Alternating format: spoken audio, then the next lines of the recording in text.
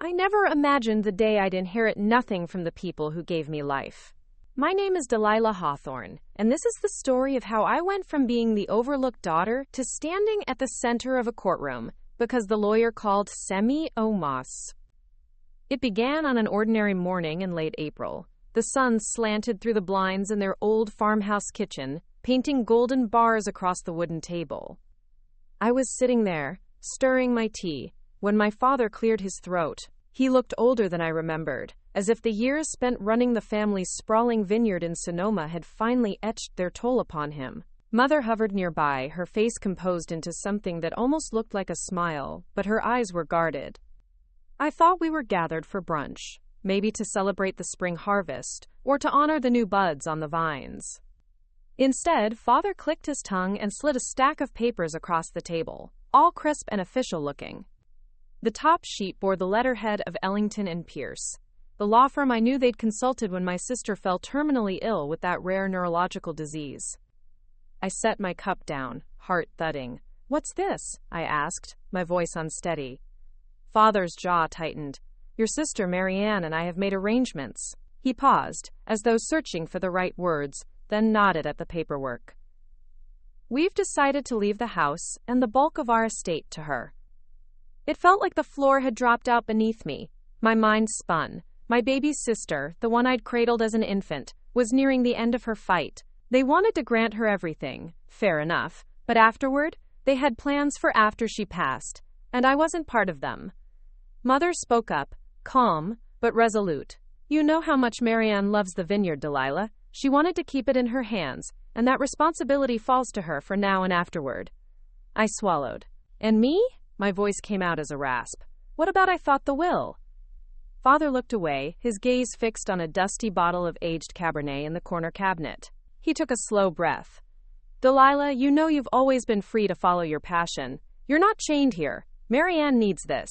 You've made your life in London." It was true. I'd moved to London after college, chasing my dream of starting a nonprofit to empower women through art.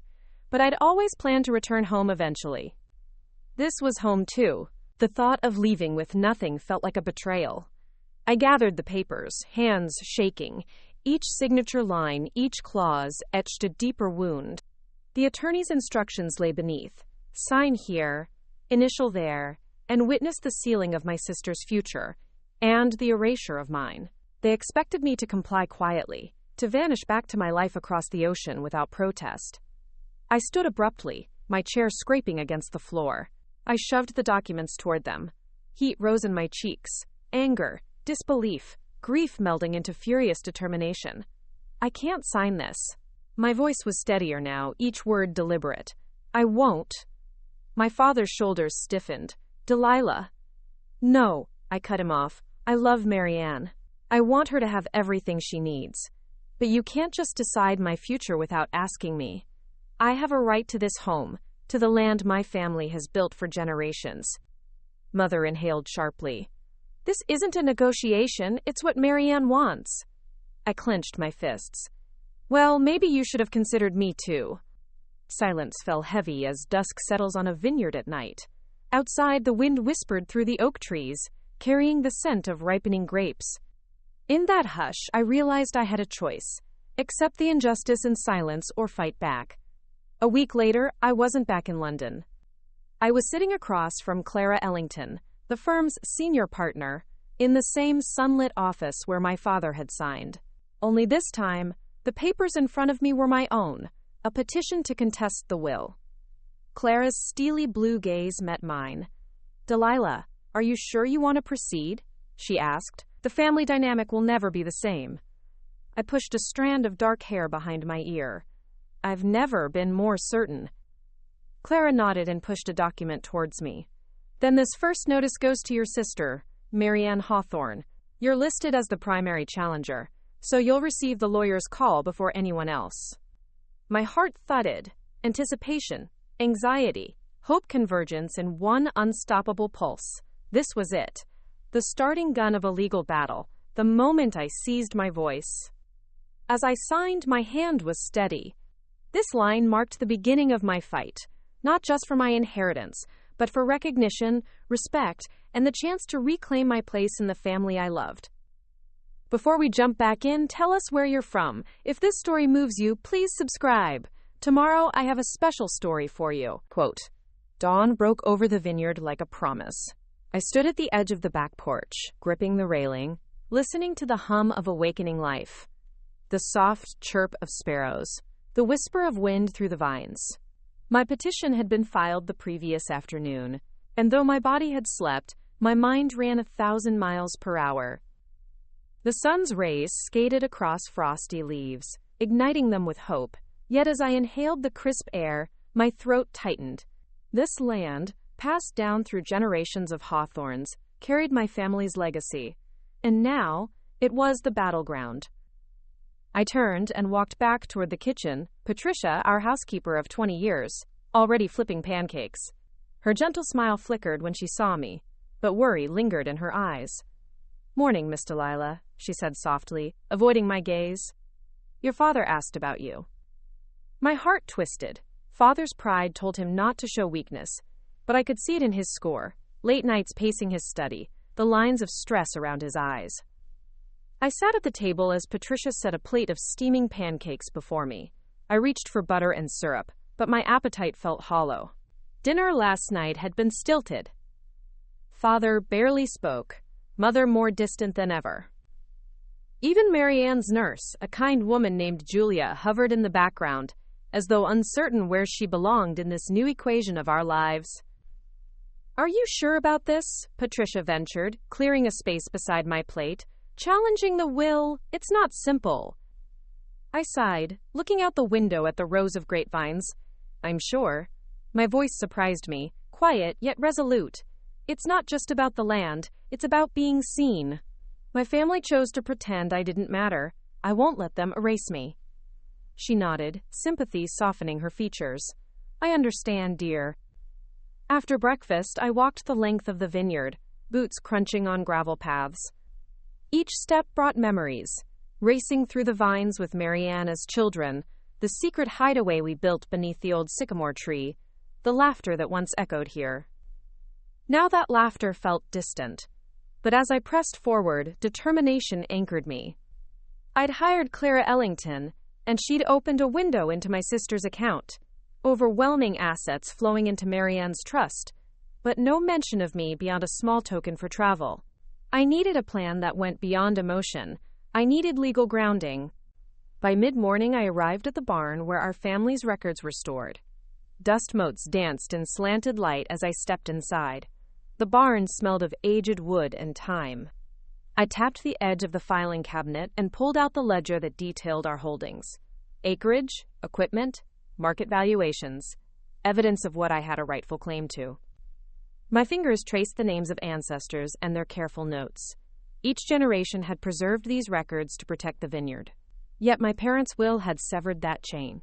I bent to copy critical entries onto my legal pad, shared ownership percentages, clause references from the original charter. They might hold the key to challenging the exclusion. Hours passed in near silence, punctuated only by the scratch of pen on paper. I barely noticed until the barn door creaked open. I looked up to see Father standing in the threshold, arms folded.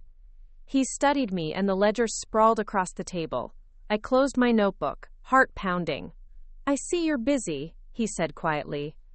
I stood. "I'm gathering evidence." My tone was calm but firm. "Before I head to my meeting with Clara this afternoon." Father's jaw clenched. He took a step forward, hesitant. "Delilah, you don't have to do this alone." His voice broke in a way I'd never heard, barely a whisper. I'm worried for the family, for Mary Ann." I met his gaze. "So am I, but if we don't address this now, she'll lose more than just the vineyard. She'll lose the sense that the family stands united." He sighed and reached into his jacket pocket, pulling out a weathered photograph. He pressed it into my palm, the two of us as children, eyes bright, arms wrapped around each other beneath the sycamore. "Remember who we are," he murmured, "and why this land matters." Tears blurred my vision. I folded the photo carefully into my pocket. "I will." Outside, clouds gathered on the horizon, dark and rolling. A storm was coming, both in the sky and in the corridors of the courthouse. I squared my shoulders, ready to confront whatever lay ahead. That afternoon, I met Clara in her office again. She slid over a stack of discovery requests and deposition notices. "Your father's hesitance shows he's concerned," she said. "We'll need his testimony.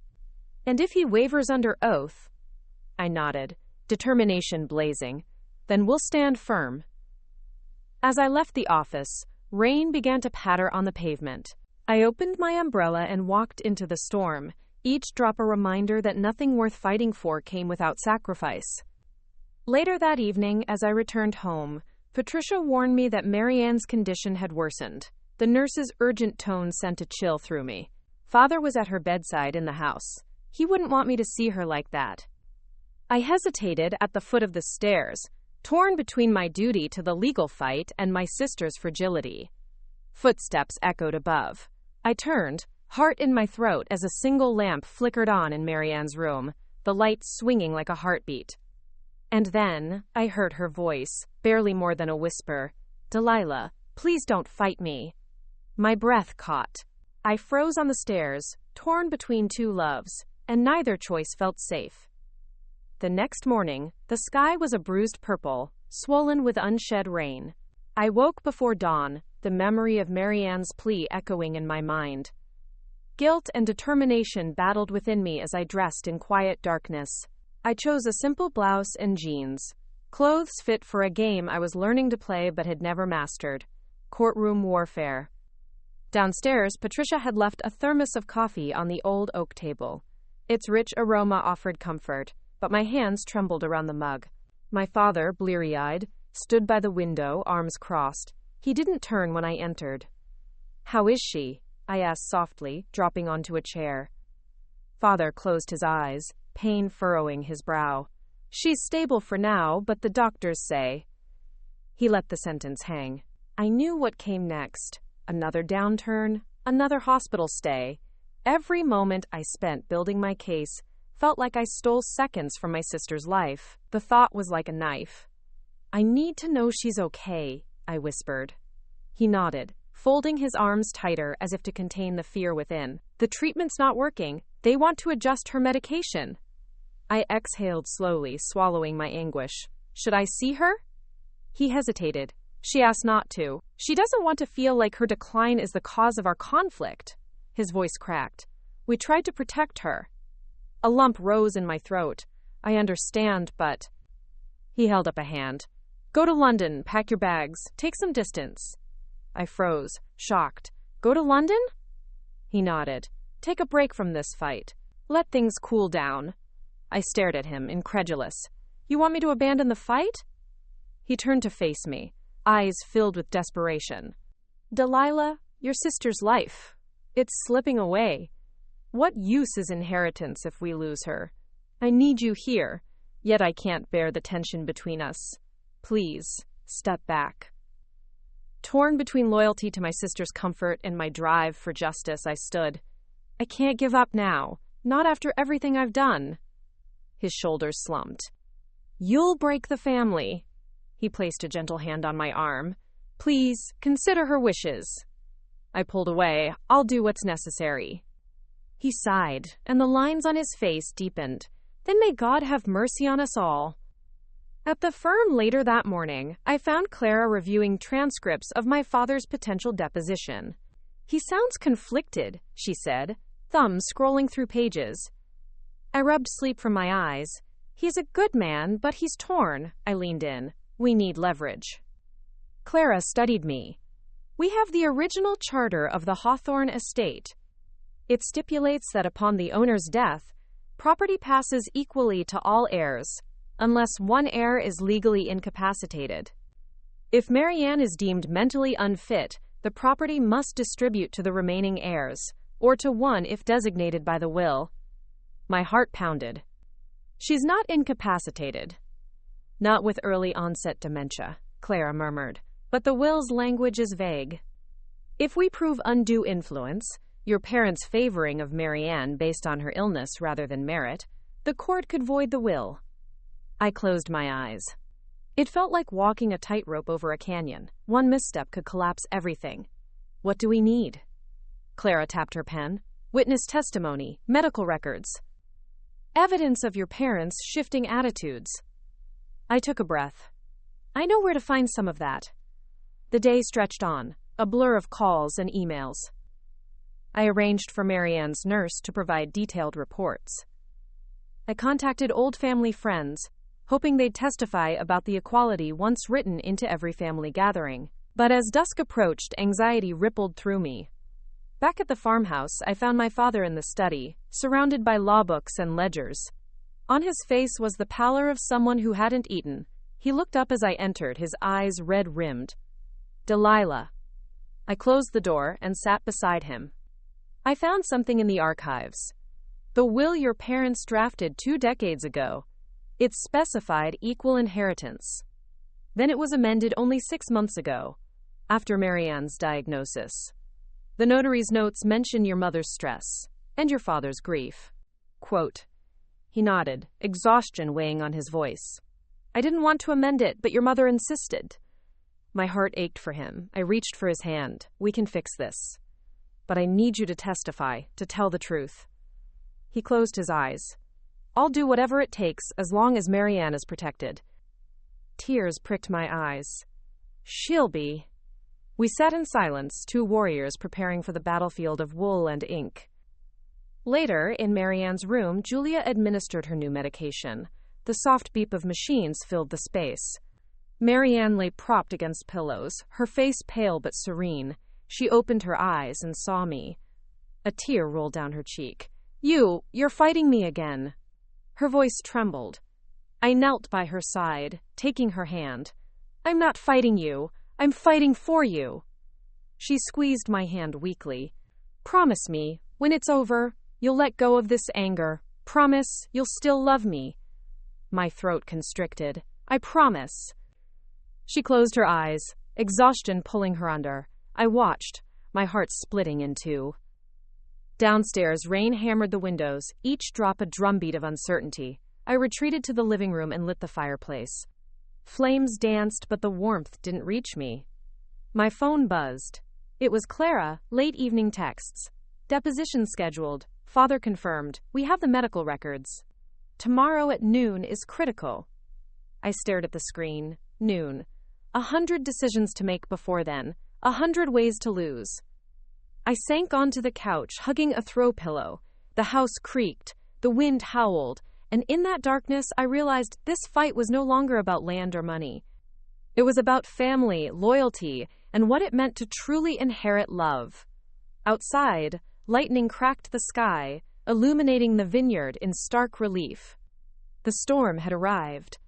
Morning light filtered through the heavy drapes, casting long shadows across the study where my father and Clara sat deep in conversation. Each tick of the grandfather clock resonated with my racing heartbeat as I approached, clutching the slim file bulging with affidavits and witness statements. Today would be the deposition of the woman who had once been my closest ally, my mother. I paused at the threshold, inhaling slowly. The scent of leather-bound tomes and aged paper mingled with the faint aroma of my father's aftershave. Clara looked up and offered me a tight smile, her pen poised above a fresh page of notes. This room, once the sanctuary of family secrets and quiet evenings by the fire, had transformed into a battleground where loyalty and truth would collide. Mother sat across from her own attorney, hands folded primly in her lap. The years had etched new lines on her face, but her posture remained regal, a queen on the precipice of losing her crown. When she saw me, her expression flickered, caught between surprise and resolve. Clara stood, extending her hand. Margaret Hawthorne, do you swear to tell the whole truth and nothing but the truth? Mother's delicate fingers closed around Clara's. I do. Clara nodded and glanced at me. Ms. Hawthorne has provided a list of questions relating to the amendment of the will. Please answer each to the best of your recollection. My throat felt as dry as desert sand. I opened my mouth to speak, then waited for Clara's prompt. Mrs. Hawthorne, Clara began, voice even, can you describe the circumstances under which you and Mr. Hawthorne consulted with your attorney to amend your trust 6 months ago? Mother's gaze lifted, eyes steady. Marianne's diagnosis was devastating. We faced the reality that her condition would worsen, and we wanted to ensure she was cared for. A taut silence filled the room. Clara's pen hovered. When you say ensured she was cared for, did you intend to give Marianne a greater share of the estate than Delilah? Mother inhaled, measured. I intended for Marianne to have security. Delilah has her own career abroad. I thought it best. My daughter has built a nonprofit from the ground up, I interjected, voice firm though my heart trembled. She's worked tirelessly for women in need. Is that not also deserving of security? Mother's eyes flashed. The first sting of doubt. She glanced at my father, who remained stoic. Clara pressed on. Mrs. Hawthorne, did you ever discuss equal inheritance with your husband before this amendment? Mother closed her eyes briefly. We discussed many things, but Marianne's health overshadowed everything. Did you ever consider Delilah's perspective? Clara asked softly. Mother's composure faltered. Her hand trembled slightly. I was afraid of Delilah's disappointment. Clara turned to me, offering a nod. I swallowed, then pressed for clarity. Did you believe Delilah would understand being left out, or did you assume she wouldn't mind? Mother's breath hitched. I assumed she would understand. Quote, I felt a surge of both sorrow and vindication. I met her gaze. Assumption speaks volumes, Mother. In the hush, thunder rumbled outside. Rain began to patter against the windows in hesitant taps, escalating into a rhythmic drum. The storm that had gathered days earlier seemed to find its peak in this room. Clara stood and concluded the session. Thank you, Mrs. Hawthorne. We will have the transcript within 3 days. As attorneys exited, Father remained behind to console Mother, his arm around her shoulders. I stepped back, chest tight, watching them. I realized this fight had changed us all irrevocably. Leaving the courthouse, wind-lashed rain drove against my umbrella, but I walked on, eyes forward. The next step was depositions from family friends and the vineyard manager. Each testimony would piece together the truth of our history and expose the fault lines in our family. Back home, I found Clara's message waiting.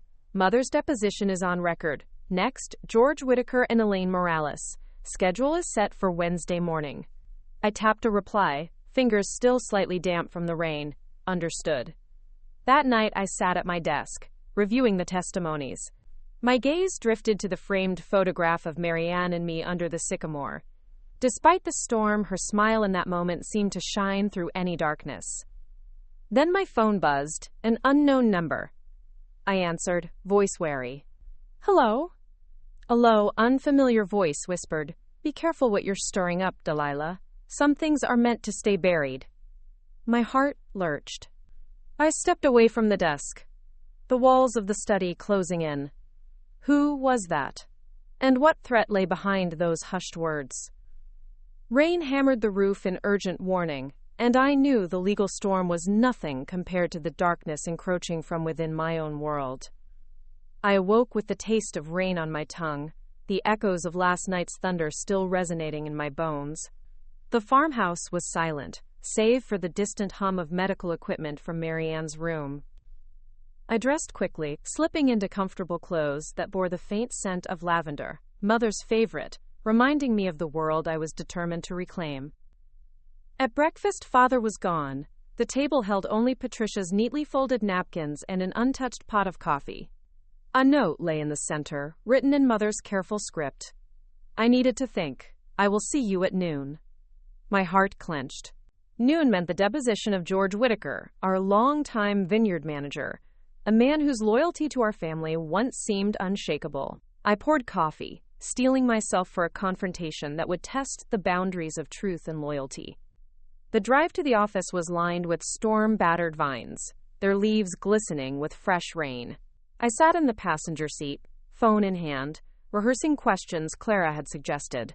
Asterisk.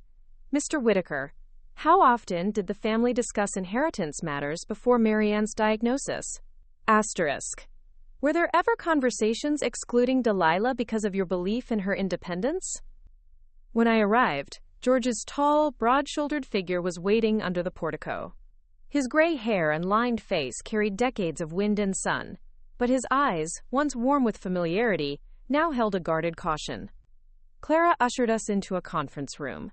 George clasped my hand in a brief, stiff greeting before seating himself. His attorney sat opposite, flanked by boxes of files. The deposition began. George's voice was low, measured. The Hawthorne estate, it was always understood to be split evenly. That was the intention. Can you recall any meetings where that intention changed? Clara asked. I recall after Marianne got sick, Mr. and Mrs. Hawthorne met with me privately. They said they wanted to ensure Marianne's security because her condition would require care they might not be able to provide. A silence stretched. I leaned forward. Did they discuss excluding me entirely? George hesitated. His loyalty flickered in his eyes. They mentioned that Delilah's life in London meant she wouldn't be involved here. They thought giving her a small legacy was enough. That admission sharpened like a blade in the room. Clara took notes, her gaze unwavering. Hours passed as I pressed him on meetings, documents signed, conversations overheard. Each answer chipped away at the image of a united family. Eventually, George sighed. I never wanted to see you hurt, Delilah. You deserve everything as much as Marianne. His voice cracked with remorse. A lump rose in my throat. Despite the conflict, I realized that beneath the legal fight, George's truth echoed my own longing for recognition. As the deposition wound down, George's attorney offered a curt nod. We stood, and I raised a hand to him. Thank you for your honesty. Outside, the rain had slowed to a drizzle. I exhaled, tension easing for a moment. Then my phone buzzed with a message from Clara. Elaine Morales tomorrow at 10. Bring the original family charter. I climbed into my car, heart pounding with the weight of new revelations. Driving back, I replayed George's words, feeling sorrow for my parents' choices and hope for redemption. Later that afternoon, I found Mother in the garden, pruning roses by the fence. She glanced up, her eyes red. Without words, I handed her the photograph from my childhood under the sycamore. She accepted it, tears glistening. I never wanted to hurt you, Delilah. I thought I was protecting Marianne. My throat tightened. We deserve better than assumptions, Mother. We deserve each other's honesty. She nodded and pressed the photo to her heart. I walked away, pausing only when my phone buzzed again. Clara's words glowed on the screen. Nime asterisk. This story took us a long time. If you like it, subscribe. Now back to the story. Asterisk. The evening sky burned pink and gold as I drove to Marianne's room. I arrived to find Julia waiting at the door, her expression grave. She's asking for you, Julia whispered. Inside, Marianne sat up, eyes bright despite her pallor. She reached out a trembling hand. Delilah, about the case? I knelt beside her, bracing myself for whatever she might say next. But her gaze shifted beyond me, and I followed it to discover a small envelope resting on her bedside table. My name was written in Marianne's looping script. As I picked it up, her voice cut through the silent tension. Open it before it changes everything. My fingers trembled as I broke the seal on the envelope Marianne had placed in my hands. The paper inside was delicate, almost translucent. Her handwriting so familiar, yet these words felt heavier than any I'd ever read. Dear Delilah, if you're reading this, my condition must have worsened, or things have reached a turning point. I want you to know something I can't say aloud. I've left instructions that could change everything. Read the attached letter and follow my wishes. Trust your heart, not the court. With all my love. Mari. Attached was another sheet, a letter in Marianne's careful script, but her words carried urgency. She spoke of a hidden clause in our grandfather's original trust that neither mother nor father had mentioned. It granted the surviving sibling full control if one sibling needed to step back due to incapacity or choice. She believed that in her current state she should choose me as the heir to preserve the vineyard and our family's legacy. My head spun. The legal fight I'd been waging in court could be rendered moot by her own wishes. An amendment penned directly by her hand. But Mother's amendment 6 months ago had precedence unless contested by proof. Marianne's letter was that proof, but I needed the original document to validate the clause. I looked up at Marianne's frail form, tears brimming. You did this for me. She gave a weak smile. For us. Julia cleared her throat. Miss Hawthorne, your sister needs rest. I nodded, carefully folding the letter and tucking it into my jacket. As I left the room, I felt the weight of responsibility settle like stone in my chest. In the office later, Clara's eyes widened as I laid Marianne's letter on the table. "This is extraordinary," she murmured. "If authenticated, we can file an uncontested amendment. But the notary who witnessed this needs to confirm the date and validity." I exhaled, hope and dread mingling. Her nurse said she wrote it last week. The notary's name, James Kincaid, should be in the clinic's records. Clara nodded, already drafting subpoenas for medical staff and the notary. "We move fast. If we file by end of week, the court could recognize Marianne's directive before Mother's amendment takes full effect." As I left Clara's office, rain fell in fat droplets again, as though the world conspired to mirror the urgency in my veins. I drove to the medical center where Marianne spent her days, heart pounding with each red light. The clinic receptionist looked at me with concern when I mentioned James Kincaid. She directed me to his office. I found him scribbling on a stack of forms. "Kincaid?" I said softly. "I'm Delilah Hawthorne." He peered over his glasses. "Miss Hawthorne, you must be here about the amendment." I swallowed. "Can you confirm witnessing Marianne's letter last week?" His face was solemn. "She asked me to witness a change to her living trust. She was lucid when she signed, and we followed legal protocol. I notarized it on July 14th at 3:15 p.m. Relief washed over me. "Thank you." He hesitated. "Be aware, this will pit you directly against your mother's amendment. It may reopen every wound." I nodded. "I understand." Back at Clara's office, I handed over Kincaid's statement. Clara tapped her pen. "We'll file tomorrow morning. Marianne's wishes will stand, unless someone challenges the notary's actions." That evening I returned to the farmhouse, the envelope still clutched in my hand. The house felt colder than usual. The lights in Mother's study glowed beneath the door. I knocked half-heartedly. Mother's voice called, "Come in." She sat behind her desk, the portrait of composure, but when she saw the letter in my hand, her face paled. "Delilah, what?" I exhaled. "Marianne wrote me a letter. She wants me to inherit." Mother rose, her hands trembling. "That letter she told you?" I met her gaze. "She did, and Kincaid confirmed it." A long silence stretched, broken only by the wind rattling the window panes. Mother's voice came soft. "So it can't be ignored." "Not if we want to honor her." Her lip quivered. "Then you'll file tomorrow." I nodded, uncertain whether I admired her acceptance or feared her resignation. I turned to leave, but she called me back. "Delilah, after this is done, please, find a way to heal our family." My heart twisted. "I'll try." As I stepped into the night, rain soaked my hair and clothes. But inside, I felt a spark of warmth, Marianne's faith in me and a path to end this fight. Then my phone buzzed. A message from an unknown number, asterisk. "She didn't write that letter alone. Watch your back." The digital threat still stung when my alarm buzzed at dawn. I lay still for a moment, the rain-soaked warning echoing in my mind. She didn't write that letter alone. Watch your back.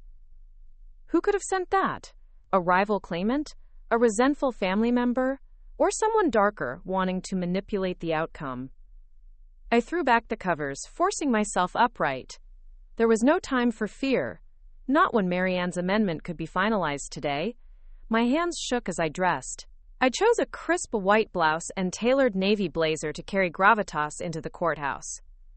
In the kitchen, Patricia had set out coffee and fruit. Her eyes were heavy with concern. "Are you all right, Miss Delilah?" I offered a tight smile. "Just a lot on my mind." I poured coffee into a travel mug. "Thank you." I set off for the firm, mentally rehearsing every detail of Clara's filings.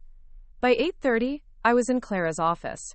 She handed me the final motion. "We file in 30 minutes, she said, voice calm but urgent. "After that, it's in the judge's hands for review."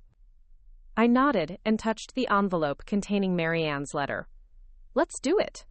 Clara led me through the papers, and we signed in unison as the clock struck 9.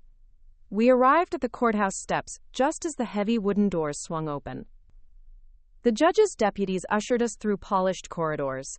The chamber loomed ahead, its high ceiling and wood-paneled walls intimidating. Clara placed the documents on the clerk's desk. Clara Ellington for the petitioner. We submit these exhibits for immediate consideration. The clerk stamped each page methodically. I exhaled as the clerk handed back a stack marked filed. But there was no relief, only the knowledge that the opposition would respond. Leaving the courthouse, I drafted a response plan with Clara. We anticipated an objection from Mother. She had every right to contest Marianne's letter on grounds of undue influence, but Kincaid's notarization record would be hard to counter. That evening, I returned home to find Mother pacing the living room, the photograph of our sister and me shaking in her hand. They filed, I said. She looked up, eyes red. I know. She pressed the photo to her chest. This changes everything. Her voice cracked. I placed a hand on her shoulder. I'm sorry, Mother, but Marianne wanted this. Tears rolled down her cheeks. I know, but it still hurts. She turned away, then paused. Delilah, you must be careful. Family feud or not, some people will do anything to get their way. My pulse quickened. The warning message flashed in my mind. I'm watching every step. I hugged her briefly before heading upstairs. My phone buzzed. New text. Meet me at the old Sycamore at midnight if you want the truth about that letter. My breath caught. The old Sycamore, that childhood hideaway in the center of the vineyard. Why would someone summon me there? I stared at the message, mind racing. If I went, I risked exposure to whoever lurked in the shadows. If I ignored it, I might miss vital information about the clause Marianne invoked. I set my phone aside and tried to sleep, but the night stretched on restlessly. Images of ghostly vines and rustling leaves haunted my dreams, and I woke to a sky heavy with promise and danger. I prepared for the day's depositions. Elaine Morales, longtime family attorney, would testify at noon. Her insights into the will's drafting would be crucial. As I drove through the vineyard roads, the sycamore's silhouette framed in morning light beckoned me with ominous intent. I parked near the vineyard entrance and hesitated, glancing at my watch. Noon was still hours away. The message's clock read midnight, but something about the sycamore called me now, as though the truth could not wait. I unlocked the gate and walked down the gravel path, each crunch echoing in the quiet. The air smelled of earth and grape. The sycamore's massive trunk loomed and its branches arched high, forming a vault of leaves overhead. I saw footprints around the base, recent tracks. My heart pounded. I stepped closer, then spotted a folded piece of paper wedged in a knot of bark. Hands trembling, I reached for it. Unfolding the note, my eyes scanned the scrawled words. Asterisk. Your parents weren't the only ones who knew about grandfather's clause. Elaine Morales helped conceal its existence for decades. She kept the secret. Until now. If you trust your family attorney, you must prove her involvement by tonight. Asterisk. My mind reeled. Elaine Morales, Mother's confidant and the one witness I'd counted on, now implicated in a cover-up. If true, her testimony could collapse on itself. But if false, I risked destroying the credibility of both my case and the woman I planned to trust. A distant rumble of tires. I looked up to see a car idling at the end of the path. Through the raindrop-speckled windshield, a figure watched me, silhouette half hidden by shadow. I swallowed, spine prickling. I pressed the paper to my chest as the figure's door clicked open. The moment stretched, and I realized I was far from safety, caught in the center of secrets older than the vineyard itself. Rain-spattered headlights carved through the gloom as the car idled at the edge of the sycamore's clearing. My chest tightened. The note about Elaine Morales' secret weighed heavily in my pocket. How much of my case, my family's future, rested on a hidden clause and the loyalty of a woman I'd planned to trust? The figure emerged from the passenger side, a tall silhouette stepping onto the gravel path. My heart pounded as they approached beneath the sycamore's vast canopy.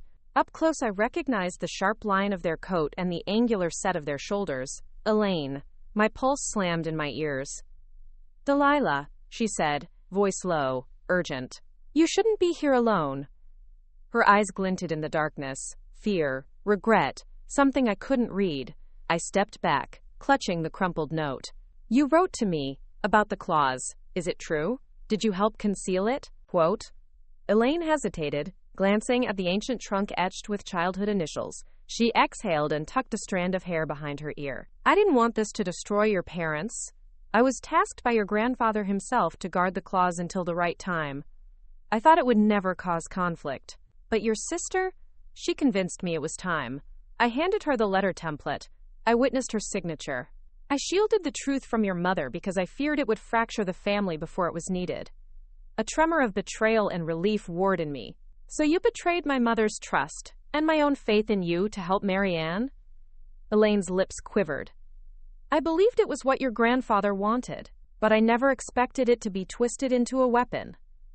Now your mother is hurt, and the will is mired in mistrust. This was supposed to be a last resort safeguard, not ammunition for a legal war. I closed my eyes, image of Marianne's frail smile flickering between us. Then Elaine reached into her coat pocket and produced a small flash drive. There's more, she said. Grandfather left digital records, audio entries explaining the clause's purpose, his intent for the vineyard, and instructions on healing family rifts when the time came. He recorded them in his study decades ago. I retrieved them last week but have been afraid to show anyone, until now. My breath caught. If we can authenticate those recordings, we can prove the clause's origin and intention beyond dispute. No more hearsay, no more contested wills.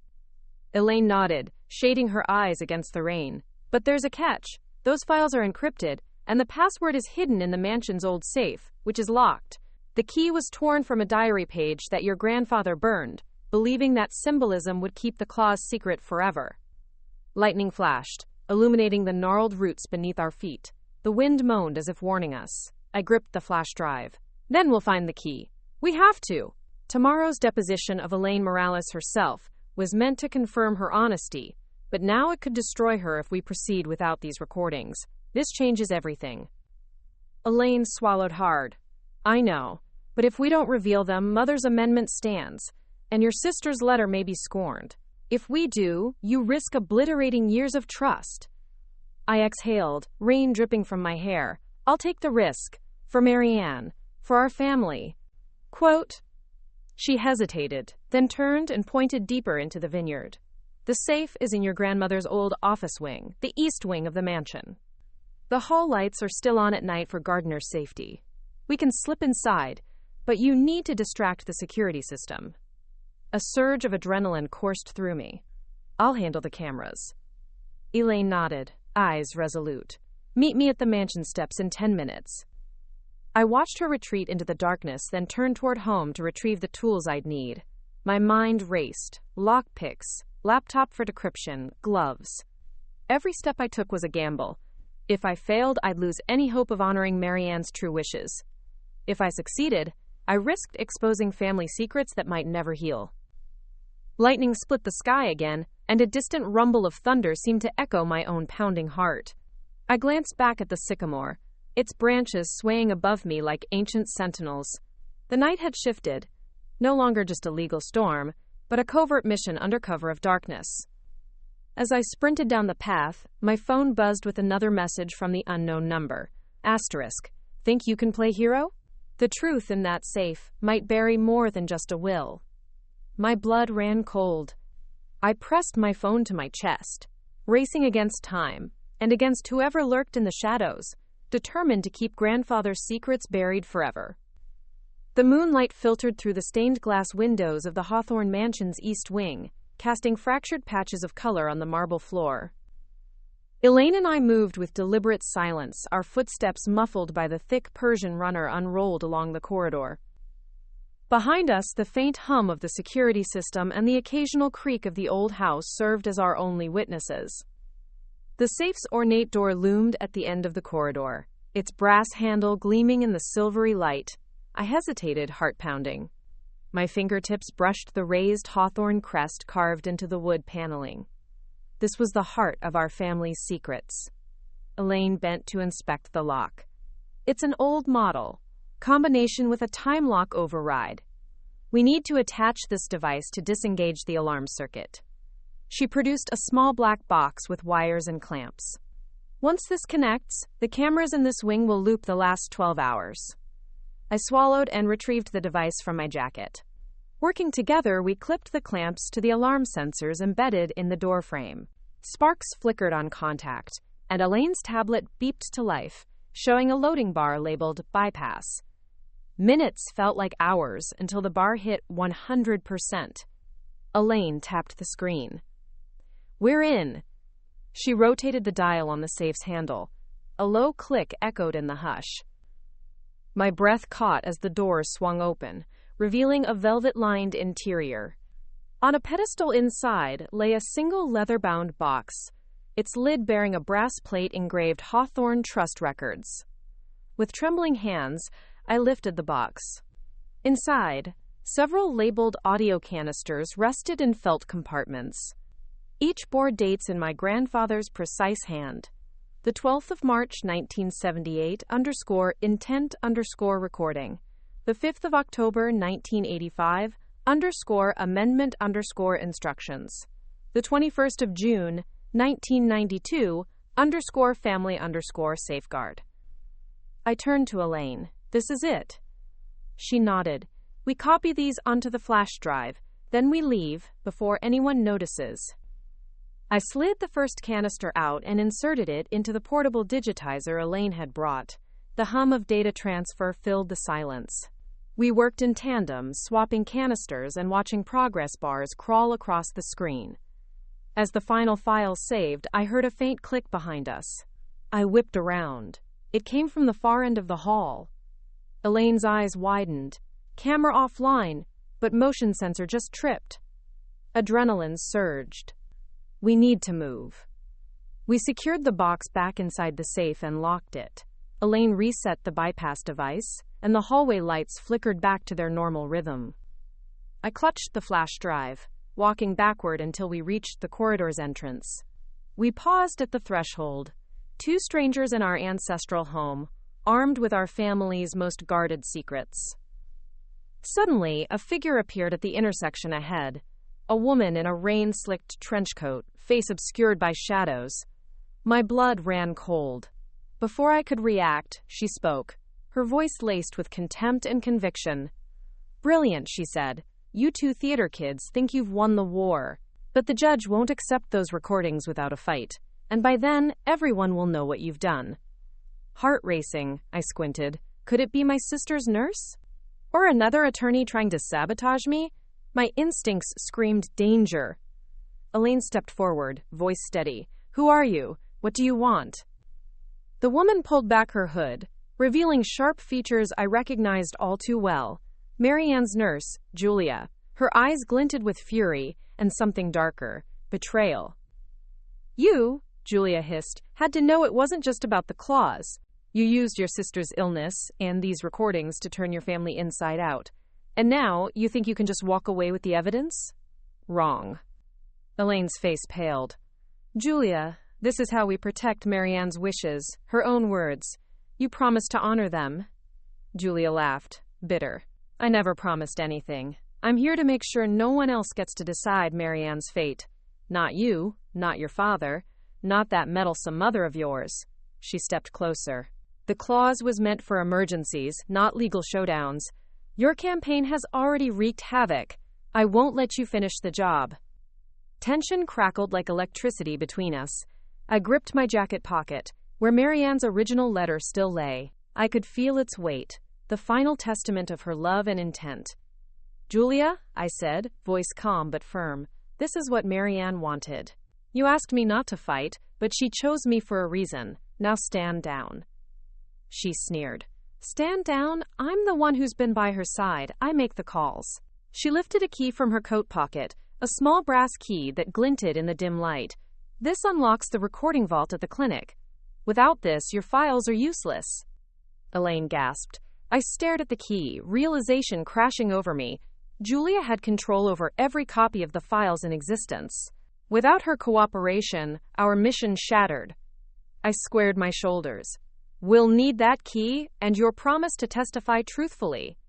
Julia's eyes hardened. "You have 1 hour to deliver the flash drive and the key to the courthouse steps, or I destroy them all, and then nobody gets to see the truth." She tossed the key onto the floor, its clink echoing like a death knell. Then she turned and disappeared into the shadows, leaving Elaine and me alone beneath the watchful gaze of our family's ancestral spirits. The safe had been opened, but now, with only an hour before sunset, the real heist was about to begin, reclaiming the key to our family's future and saving Marianne's voice from being buried forever. I barely registered the roar of my own heartbeat as Elaine and I sprinted back through the moonlit corridor, flash drive and elusive brass key clenched in my fist. Julia's ultimatum hung between us like a guillotine blade. 1 hour. Not a second to waste. We burst into the main foyer, its grand chandeliers swaying gently as if stirred by our panic. The house seemed alive with memory, portraits of stern-faced ancestors lining the walls, silent witnesses to our desperate race against time. Elaine panted beside me. We need a plan. Fast. I pressed a finger to my lips. We distract Julia. Use the old service tunnels under the house. They lead to the courtyard. From there, we can slip out the west gate and approach the courthouse steps without crossing her path. She nodded, adrenaline sharpening her eyes. Together, we ducked behind a tapestry and located the rusted latch hidden in the wood paneling, just as Dad had shown me for maintenance checks years ago. After a shaky moment, it clicked, revealing the narrow tunnel's opening. We dropped inside and crouched, the air thick with the scent of damp stone and age. I flicked on a small flashlight. The beam revealed slick walls and a low ceiling. My ankles scraped the cool floor as we hurried through the tunnel. Every drip of water sounded like a countdown timer in my head. Moments later, we emerged under the cover of a wrought iron arch near the western courtyard. The storm-cleansed night sky shimmered overhead. The west gate loomed at the end of the gravel path. Beyond it, the old service road stretched toward the main highway. I pulled out my phone, checking the time. 30 minutes left.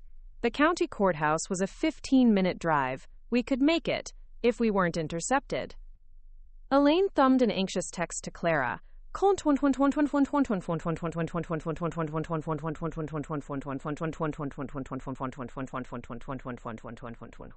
She can't know where we're going.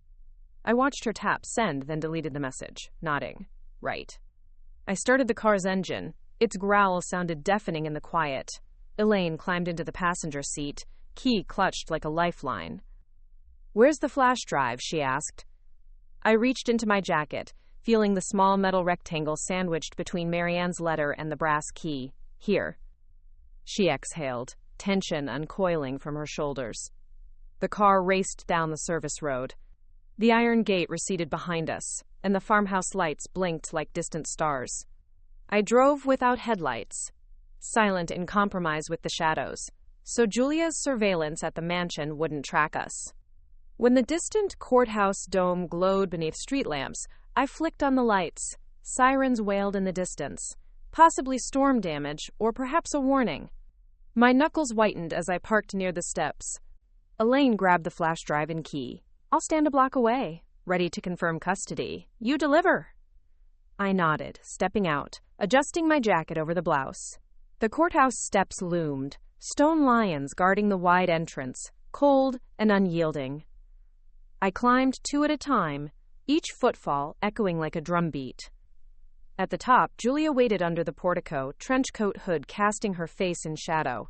She crossed her arms, lips curving into a smile that spelled menace. Right on time, she said. I held out my trembling hand. Here, flash drive and key. Now you keep your promise. Julia's gloved fingers closed around the drive. She examined the key and chuckled. Brass key, flash drive, symbols of your folly, but I'll uphold my end. She tucked both into her pocket. Now go home and tell your family this is over. I swallowed. No, this isn't over until the judge reviews this evidence, and my sister's voice is heard. Her smile turned icy. It will be heard, but it will come with a heavy price. Good luck, Delilah. I turned and walked down the steps, every eye on me now, but I felt numb. Elaine rushed to my side. Did it work? I nodded. She took them.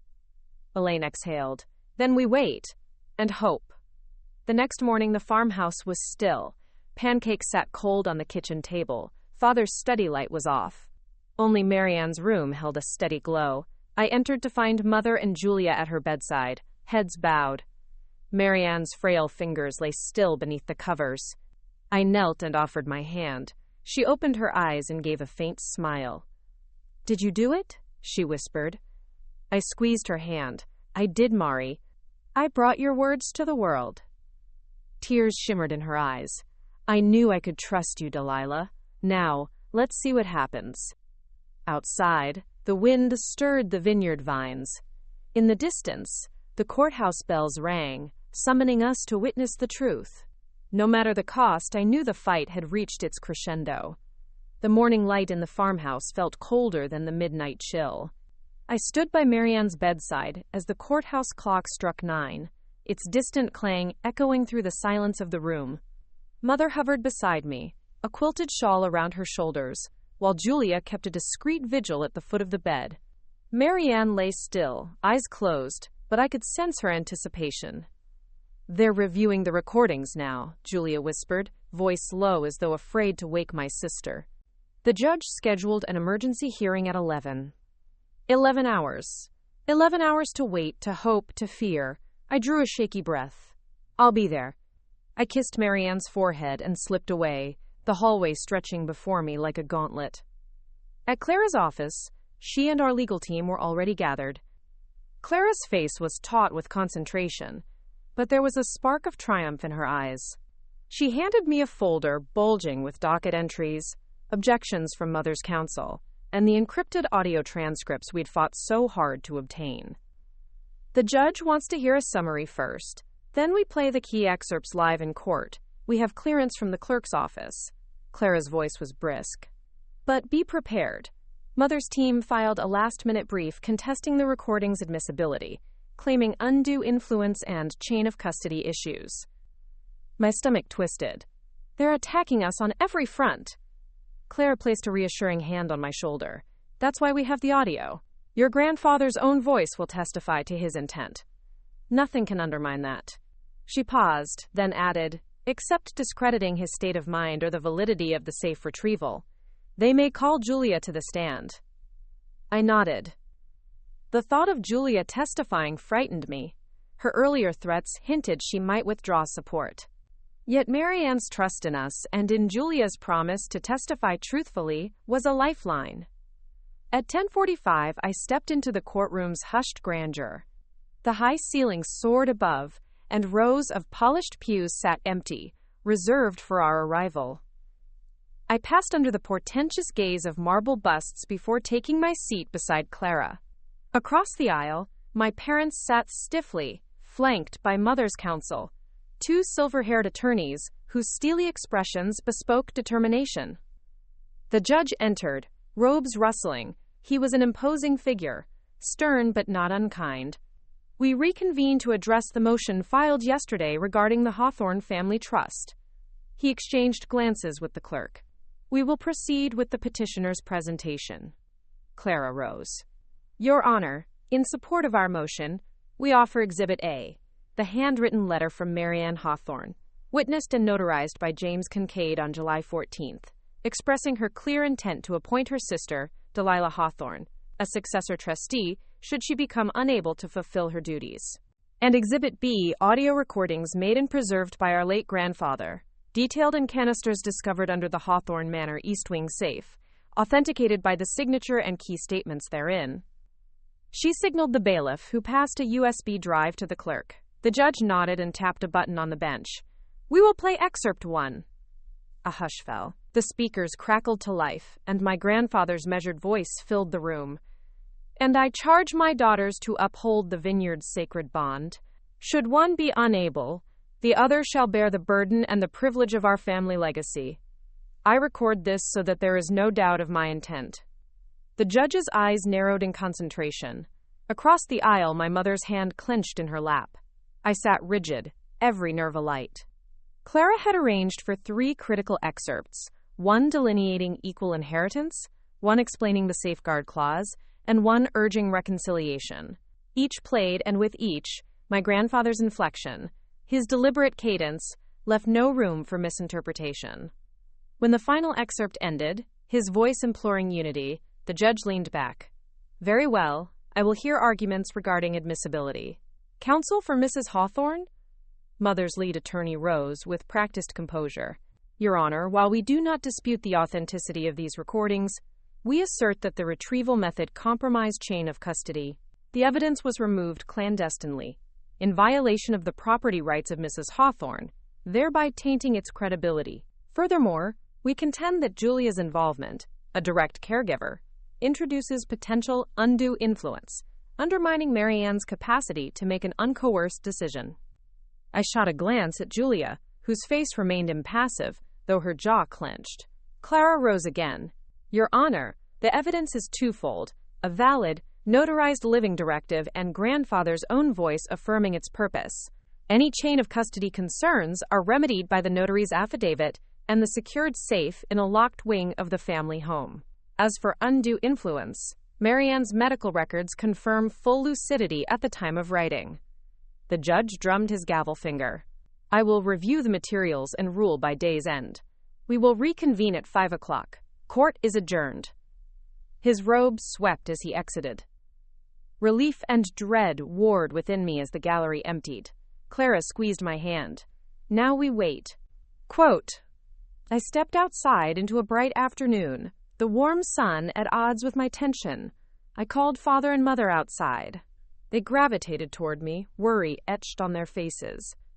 Mother placed a hand on my arm. No matter what happens, thank you for fighting for our family. Father nodded. Marianne's words were for all of us. I'm proud of you. His voice cracked. I swallowed. Thank you, but we're not finished. They exchanged a glance, an unspoken acknowledgement of the battle's toll. I walked back to the vineyard, vines stretching in neat rows toward the horizon. Each grape cluster glittered with sunlight, a testament to perseverance. As I passed the Sycamore hideaway, my phone buzzed. Court rules at 5, be ready. It was Clara. I exhaled, eyes on the sky where storm clouds gathered again, ominous, unpredictable. The verdict would decide everything. My inheritance, Marianne's legacy, and the future of our fractured family. The hours before 5 o'clock crawled by like molasses in winter. I watched the vineyard from the porch, the light shifting as clouds rolled in. Every breeze seemed to whisper possibilities. Victory, defeat, reconciliation, or irreparable fracture. My parents sat beside me, united in anxious silence. Even Julia lingered at the railing, her usual reserve softened by the gravity of the moment. At precisely 4:45 p.m., my phone buzzed with Clara's curt message. Judge's reading ruling, 11 minutes. My pulse thundered as I stood, pacing the wooden planks with hands clenched at my sides. The vineyard beyond shimmered with late afternoon haze, a world apart from the courtroom's tension. Mother slipped her arm through mine. No matter what, she whispered. This family matters more than land. I swallowed hard. I know, thank you. But the words felt hollow. Everything hung in the balance. Then, as the clock struck 5, a second message arrived. Verbal ruling in 30 minutes. Be there. Clara's tone brooked no argument. I exhaled and looked at my parents. Let's go. We piled into the car, the rain beginning to fall in soft drizzle as we drove the winding road back to the courthouse. Inside the nearly deserted building, the hush was tangible. The clerk nodded to us as we entered the chamber. The judge's bench loomed ahead, a symbol of ultimate authority. Counsel for both sides waited with steely composure. The judge entered and took his seat. He cleared his throat, and every breath in the room seemed held. After careful review of Exhibits A and B, and the arguments regarding admissibility, the court finds, first, that Marianne Hawthorne's handwritten letter, witnessed by a licensed notary public, meets the legal threshold for a valid living directive under California Probate Code Section 6102. Second, that the audio recordings retrieved from the Hawthorne family safe, authenticated by direct visual confirmation and matching handwriting, are admissible as original source documents reflecting the settler's intent. Third, concerns regarding chain of custody and undue influence are addressed by the procedures followed, namely, the notary's affidavit and documented nurse's logs confirming Marianne's lucidity. He paused, letting the weight of his words settle. My hands shook. Father gripped my shoulder. Therefore, the judge continued, the court finds that Marianne Hawthorne's recorded directive supersedes any prior testamentary amendment that conflicts with it. The clause invoking Delilah Hawthorne as successor trustee is valid and enforceable. Accordingly, the petition to designate Delilah Hawthorne as trustee of the Hawthorne Family Trust is granted. He rapped his gavel. This court recognizes Delilah Hawthorne as the lawful successor trustee, with all rights and responsibilities to the vineyard and associated assets. A hush, then a collective exhale. I blinked back, tears as relief and disbelief washed through me. My parents rose as one, their eyes shining. Father placed a hand over his heart. Mother's lip trembled, but her smile was radiant. Thank you, Your Honor, Clara said, her voice steady but triumphant. May we have the court's direction on Mr. Hawthorne's estate documents to effectuate this order? The judge nodded. Clerk, please prepare the necessary entries. As the clerk stamped the docket, Julia approached, her posture tentative. She offered me the brass key and the flash drive she'd returned. Her gaze met mine. You did it. For Marianne, for the family. I'm sorry for everything I put you through. I took the items and offered a tentative smile. Thank you, Julia. I couldn't have done it without your help. Tears glistened in her eyes. Let's go home. Outside the courthouse, raindrops danced on the pavement. My parents fell in beside me, and together, we walked toward the car. The world felt different, unlocked, but also fragile, as though each vine in the vineyard awaited my stewardship. The drive back to the farmhouse was quieter, introspective. My mom broke the silence. I'm sorry for doubting you. For the amendment, you were right. Her voice cracked. Let's build our future together, equal partners this time. I reached for her hand. I'd like that. Warmth spread through me, and I glanced at Father, who nodded in support. In the rearview mirror, I saw Julia in the back seat, her expression contemplative. Marianne's nightlight glowed through the windshield from the farmhouse, a beacon guiding us home. That night, at Marianne's bedside, I knelt and held her hand. Her eyes fluttered open as I whispered, It's done, Mari. You can rest now. She smiled, relief and exhaustion mingling in her gaze. Thank you for choosing me. As Mother and Father looked on, I helped Marianne sit up enough to see outside her window. The vineyard lay silent under the moon's glow, vines whispering in the breeze. She sighed contentedly. Promise me, you'll remember why we fought. For love, not just land.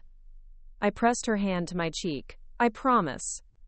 That night I lay in the farmhouse guest room, exhaustion pulling me towards sleep.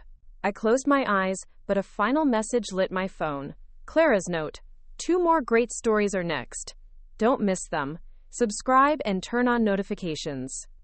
I smiled through tears, imagining Marianne's next chapter beyond the courtroom. Tomorrow held new beginnings. For us, our vineyard, and the legacy of the Hawthorne name.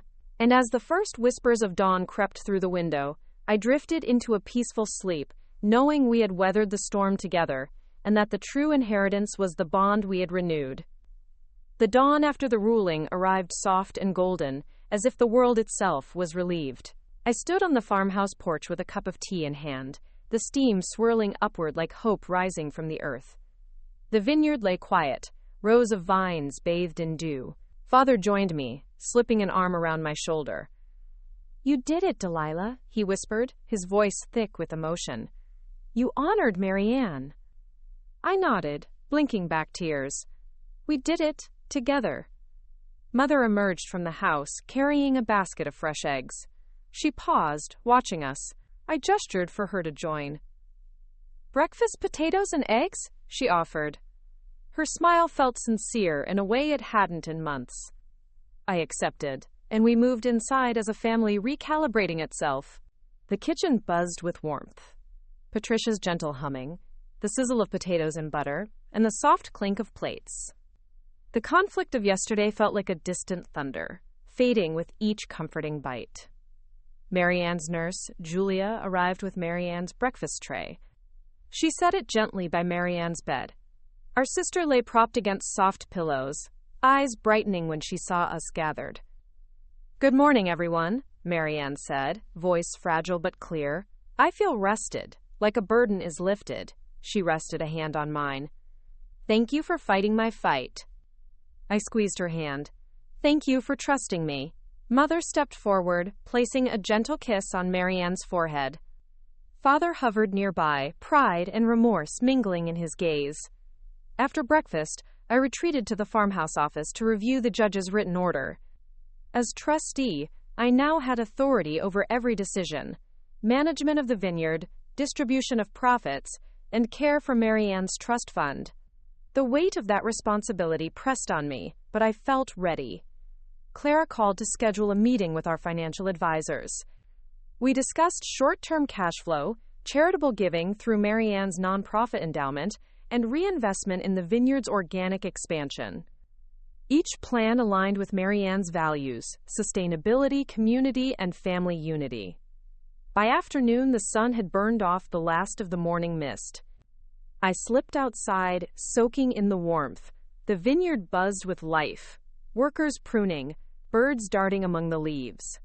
I walked the length of the property, envisioning the season ahead. At the Sycamore Hideaway, I paused and retrieved my phone. A message from Clara. Tomorrow we file the final paperwork. Congratulations again. Enjoy today. I texted back a simple smiley face. As the sun dipped low, casting long shadows, I found Marianne sitting under the sycamore in a wheelchair, the breeze tousling her hair.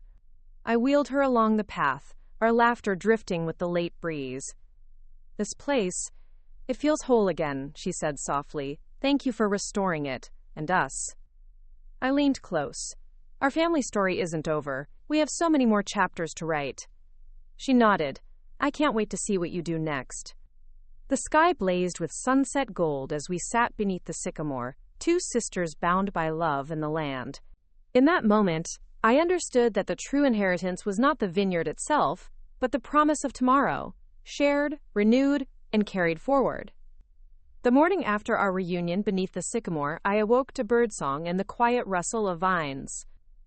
The farmhouse was alive with renewed purpose: workers repairing fences, Patricia tending the garden, and even Mother coordinating volunteers for Marianne's forthcoming charity event. I dressed and stepped outside, carrying a notebook. Today I would begin my new role as trustee in earnest. My first stop was the barn-turned office, where Clara and our financial advisors were already convened. The large oak table was strewn with plans, budgets, expansion proposals, and community outreach programs. Clara greeted me with a bright smile. Everything's on schedule. By Friday, we'll finalize the organic certification and launch Marianne's Empowerment Grant. She gestured to a map of the vineyard divided by varietal. Your decisions here will shape not just profits, but lives. I leaned over the map, tracing rows of Cabernet and Chardonnay. I want to dedicate a section solely for affordable worker housing. Tiny cottages built sustainably from reclaimed wood, with communal gardens. My heart swelled at the thought. It honors Mom's vision and supports our laborers year-round. The advisors exchanged looks. One, a seasoned agronomist named Rosa, nodded approvingly. That will qualify for a state grant and boost morale. Excellent idea. Another, a young economist, added. It also diversifies revenue streams, rent, and event space. Clara tapped her pen. Then we'll draft the proposal and submit within 2 weeks. Next, we need to discuss Marianne's nonprofit endowment. She wanted to fund scholarships for agricultural students, particularly women. She handed me a folder of applications from recent graduates. I reviewed them, moved by their passion. Let's award the first 2 scholarships this fall, and host an annual workshop on sustainable viticulture led by Marianne's team in London. The synergy of my worlds felt right. By noon, I joined Mother in the garden. She guided volunteers planting native wildflowers to support pollinators. She paused and looked at me, her eyes bright. Seeing you take charge, it fills my heart. She hugged me. I was so afraid we'd lose our family. Now we have something stronger. I squeezed her hand. We earned it together. That evening, I visited Marianne's room. She sat by the window, reading letters from scholarship recipients. Their gratitude, it reminds me why we fought. She glanced at me. I'm so proud of you, Delilah. I sat beside her, brushing a loose strand of hair behind her ear. You gave me the chance, your trust. I'll keep your vision alive. She nodded, tears shining. Promise me you'll keep listening to your heart. Not just mine, but all the voices this vineyard holds. I swallowed, filled with resolve. I promise. Later, I walked the rows at dusk, the vines whispering in the breeze. Fireflies flitted among the leaves, and the sky blazed pink. I paused at the old sycamore, its trunk scarred with our initials. A new plaque stood at its base, Hawthorne Sisterhood, in honor of love, legacy, and land. My breath caught. I knelt and placed a hand on the tree. Here's to many more chapters. The future beckoned, a tapestry woven with community, family, and enduring hope. I woke to the soft clang of the caretaker's morning bell, an old brass chime that echoed across the vineyard, signaling the start of another day. The air was crisp, with a faint scent of fermenting grapes carried on the breeze. Slipping out of bed, I dressed in jeans and a flannel shirt, ready for a day of field work mixed with administrative meetings. My first stop was the fermentation hall, where rows of oak barrels stood like silent sentinels. I had insisted on checking in weekly, not only as trustee but as someone who truly cared about the craft that defined our family's heritage. The master winemaker Alejandro greeted me with a nod. Morning, Miss Delilah. The new batch of Chardonnay is responding well to the cooler fermentation process we implemented. I ran a finger across the cool barrel. Excellent. And the experimental blend in barrel 47? Alejandro's eyes lit up. We balanced the grape varietals based on your recommendation. It's developing complex notes: citrus, honeydew, and a hint of oak spice. I smiled, feeling a surge of pride. Keep monitoring the temperature. I want detailed logs for Friday's board report. He nodded and turned back to his work. I lingered, absorbing the old brick wall's warmth and the soft hum of fermentation, a symphony of yeast and fruit transforming under our stewardship. This place, these vines, were living history, and I was determined to honor every drop.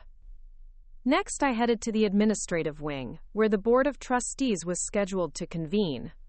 As I entered the conference room, a sunlit space with floor-to-ceiling windows overlooking the vineyards, my parents and Clara were already seated. Mother gave me an encouraging smile, and Father's proud gaze followed. Clara called the meeting to order.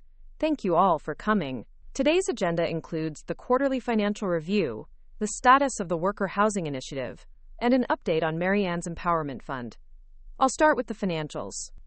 The CFO, Gregory, projected spreadsheets on the screen. Sales were up 12% compared to last season, attributed to the increased market for organic wines and our proactive marketing campaign. Expenses remained steady, and the proposed housing project's budget had been approved for a matching state grant. I raised a hand. Gregory, what's our projected cash flow once the housing construction begins in 6 months? Gregory adjusted his glasses. With the grant, we anticipate a cash flow dip of 8% in the short term, but rental revenue from the cottages should offset within 18 months. Long term, it positions us as a model for sustainable agritourism. Mother spoke up. That's a sound strategy. I suggest we highlight the community impact in our outreach materials. Feature testimonials from our workers. Clara nodded. Great idea. It ties directly to Mary Ann's original vision for social responsibility.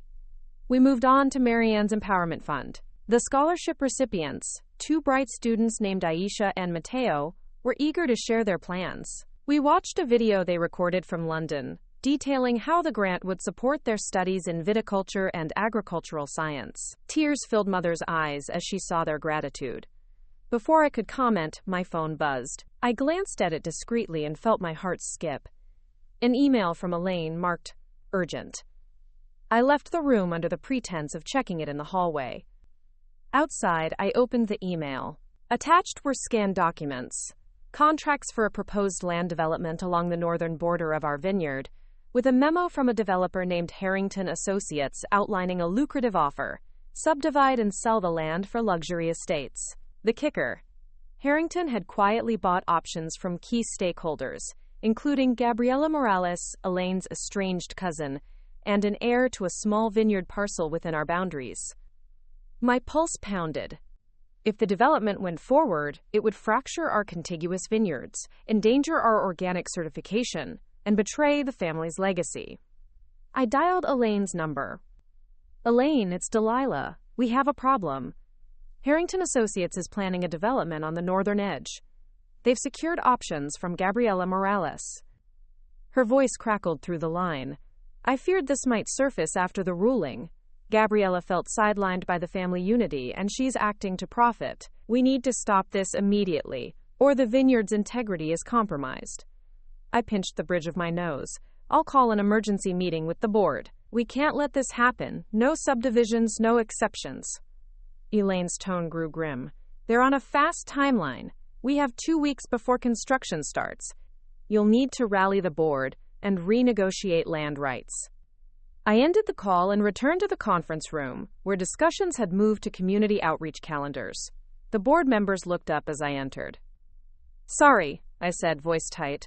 "I need to propose an amendment to today's agenda. I've just learned of a development proposal that threatens our northern boundary. We must address this now." A reverent hush fell, punctuated by shifting chairs and quick glances. Father's brow furrowed, mother's lips pressed together in a thin line. Clara stood. "Delilah, this is serious. We'll need to review the contracts, identify our legal options, and, if necessary, assert first right of refusal or initiate eminent domain discussion, though that's complex." Mother's voice shook slightly. "But family, Gabriela is still family." I met her gaze. "This isn't about family or profit. It's about preserving what Marianne entrusted to us, and everything our ancestors built. We can offer Gabriela a fair buyout or partnership, but we cannot allow external development to carve up our land." Father nodded slowly. "We must protect the vineyard." "I'll stand with you, Delilah." The board murmured agreement. Clara tapped her pen. "Then let's move quickly. Delilah and I will draft a legal response and schedule stakeholder meetings. We'll tabulate the costs of land acquisition versus projected development profits. And we'll propose an alternative, a Vincero vineyard extension under our organic program, so Gabriela sees partnership as more beneficial." Momentum surged through the room. Energy replaced the morning's warmth with determination. As the meeting adjourned, I packed my notes and headed to the Sycamore Hideaway, my solitary sanctuary, to strategize. I perched on the weathered wooden bench, notebook open. The sun filtered through leaves, creating patterns of shadow and light. I envisioned lines on a map, plot boundaries, partnership terms. Yet beneath the logistical puzzle, a deeper conflict churned, reconciling family ties with my duty as trustee. How could I preserve unity while safeguarding the vineyard? I watched a cluster of grapes catching sunlight, heavy and ripe. They were testament to patience and nurture. I'd navigated legal storms to secure our legacy. Now I faced a new battle, one that would test not just my resolve, but my capacity for compassion and leadership. As dusk neared, I packed my notebook and headed back to the house. My phone vibrated, a message from Gabriela Morales, *. "Can we meet? I think we can find common ground." A flicker of hope ignited in my chest. Perhaps this conflict could become an opportunity, if I chose my words and actions wisely. Tomorrow I would meet Gabriela by the old water tower at dawn. And in that meeting lay the future of the entire vineyard, and the promise of turning rivalry into alliance. Dawn mist curled around the old water tower when I arrived, heart drumming like hooves on cobblestone. The sky was painted pale rose, and dew weighed heavy on the grasses at my feet. I spotted Gabriela Morales, leaning against the tower's rusted base, her silhouette slender and tense, arms crossed over her chest. She looked up as I approached, the first light catching the defiance in her profile. "Delilah," she said softly, voice carrying a blend of hope and guarded skepticism. I offered a small nod, breathing in the crisp morning air. "Thank you for meeting me." She uncrossed her arms and ran a hand through her dark hair. "I wasn't sure you'd agree." I squared my shoulders. "This vineyard means more than land. It's our heritage, and your share matters. I don't want to fight. I want partnership." Gabriella's gaze flashed. Partnership? You've been making decisions without me, hiring consultants, drafting budgets, awarding scholarships. Now you come asking me to negotiate? I opened my notebook. I'm sorry you felt excluded. That wasn't my intention. The development proposal reached our board as a surprise. I want to protect the contiguous vineyard, but I also want you to benefit. We can buy your options at fair market value, plus profit sharing on the new organic line. Or we could grant you a co-trustee role over the eastern parcel, with equal voting rights on vineyard expansion. She studied me, eyes narrowing on the horizon where mist drifted above the vines. You're offering half of what this land could sell for in a luxury subdivision. I clicked the pen. That may be true in immediate cash, but the vineyard's value far exceeds dollars. Prestige, brand strength, legacy. Those translate to lifetime gains. And you won't need to fight developers or assume construction risk. You'd have security and shared growth. Gabriella bit her lip. If I sell to them, I get upfront cash. If I partner with you, what if the vineyard struggles? What if you decide to sell later? I met her gaze. I've sworn an oath, Marianne's ward. I'll never sell this land. Our charter binds it. As trustee, I am accountable under state law. Beyond that, I'll sign a covenant guaranteeing no sale for at least 50 years. And your co-trustee role will have veto power over any sale or subdivision. She exhaled, tension easing in her shoulders. That's substantial. I folded the notebook. I know we're starting from different places, but we're both family. Let's rebuild trust. Gabriella studied the water tower, then turned back. The morning mist curled between us, hope sparking in her eyes. All right, I'll present this to my advisors, but you need to show good faith up front. I nodded. I'll authorize an immediate buyout deposit, enough to cover any costs you've incurred obtaining those options. And I'll include a share of next season's profits, distributed quarterly. Her lips curved into a tentative smile. I'll take that to my team. As we parted, the sun broke through the mist, illuminating the vines like a blessing. I watched Gabriella's figure fade down the path, feeling the weight of cautious optimism settle in my chest. The rest of the day was a whirlwind of calls, to real estate attorneys to draft the covenant, to finance to transfer the deposit, to mother to brief her on progress. At noon, I met Clara in the barn office. She'd arranged for drafting the co-trustee agreement and covenant. Clara handed me a draft. Once Gabriella signs, we'll file the amendment with the county. Her share and veto rights will be codified. I exhaled. Thank you. Let's prepare for her feedback and move swiftly. By evening, Gabriella texted, quote, I'll sign. Then we rebuild. I closed my laptop, exhaustion mingling with relief. The next day, we would finalize the agreement. But for now, I watched the sunset pour gold over the vines, believing that even the deepest rifts could be healed through compromise and shared vision. A week later, the morning air tasted of promise and exertion as I walked the length of the vineyard with Gabriella and Clara. The ink on our co-trustee agreement was barely dry, and already the energy had shifted. Where tension once crackled, now there hummed a cautious synergy. Rows of vines stretched in neat lines, their emerald leaves dancing in the gentle breeze, their future now secure under our joint stewardship. Gabriella paused beside a trellis, brushing a hand against a cluster of near-ripe Merlot grapes. It's strange, she mused. I walked these rows with developers' maps. Now I see them as part of our shared heritage.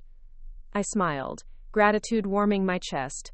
We'll make this vineyard thrive, for all of us, and for Marianne's legacy. I felt the weight of those words, a testament to the battles fought and the unity forged. Clara glanced at her watch. We should prepare for tonight's community fundraiser. The event team is setting up at the barn, food stalls, live music, and a silent auction benefiting the Empowerment Fund. Her eyes twinkled. Your first official event as trustee. I exhaled, nerves fluttering. I want it to reflect our vision. Welcoming, supportive, and celebratory of local culture. I envisioned string lights over the courtyard, the scent of wood-smoked barbecue mingling with fresh wine, neighbors and workers mingling in laughter. Gabriella nodded. And I'll bring the Morales family's signature empanadas, my grandmother's recipe, guaranteed crowd pleaser. The scene reshaped itself in my mind. Families seated at long tables beneath twinkling lights, local artisans showcasing crafts, music drifting over vines. Each detail wove community into our tapestry. That afternoon, I met Mother in the farmhouse kitchen. She was arranging flowers for the event, her composure radiant. "These wildflowers will line the walkways," she said, handing me a bundle of daisies and lavender. "They represent resilience and calm, qualities we've rediscovered." Her gaze softened. "I'm proud of what we've built, and what we will build." I hugged her, overwhelmed by the harmony we'd regained. "Thank you for believing in me, and in us." Quote, later, as dusk painted the sky deep indigo, I donned a floral dress and helped Patricia string fairy lights across the barn's wooden beams. The lanterns glowed like fireflies, transforming the space into a dreamscape.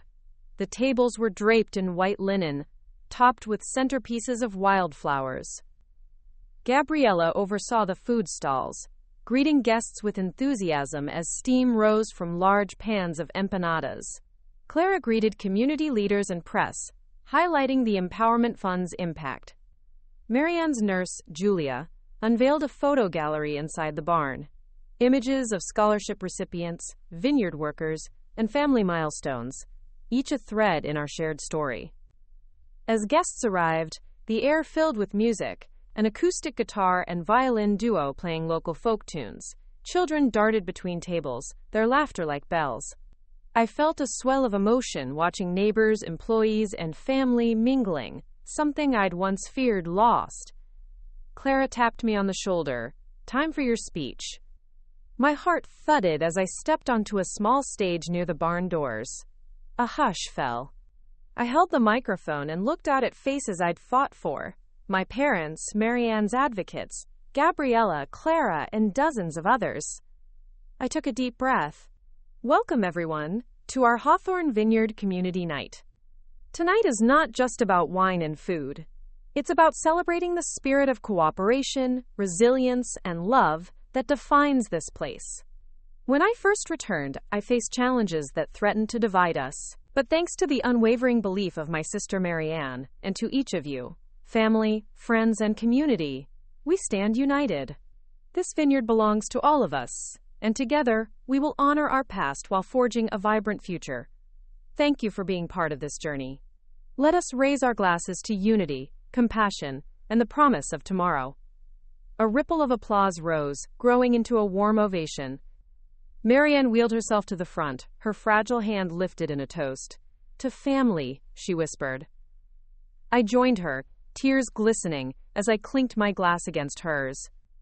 "To family," I echoed. The night deepened, lanterns swaying overhead, voices raised in laughter and song. I wandered among the tables, thanking guests, absorbing the joy radiating through the vineyard. Every smile and handshake felt like affirmation, proof that love, once tested, could emerge stronger. As the final song began, and the first stars shimmered above, I stood beneath the sycamore's silhouette, hands folded in front of me. The vines whispered in the breeze, as if offering gentle applause. I closed my eyes and whispered, "We did it, Marianne. We kept the promise."